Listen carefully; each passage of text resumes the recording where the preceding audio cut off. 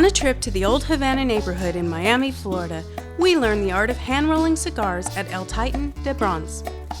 Fine cigars are rolled by hand rather than machine-made, and this is skilled work. The filler must be packed evenly for the cigar to burn smoothly, and the wrapper should be wound in an even spiral around the cigar.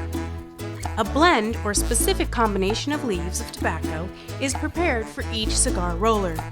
Each blend has a unique flavor that is produced by the types of tobacco leaves used. After the blend is ready, it is formed into a rough cylinder of tobacco called a bunch. Great care is taken to make sure that the leaves are laid in the bunch uniformly and straight. This ensures that the finished cigar will not have any hard or soft spots, which inhibit the cigar from drawing freely or cause it to burn fast and hot.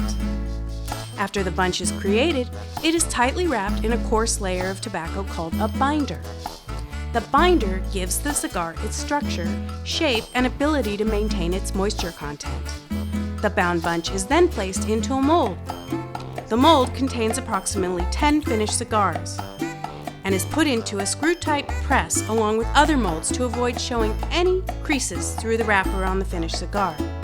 Relax and enjoy.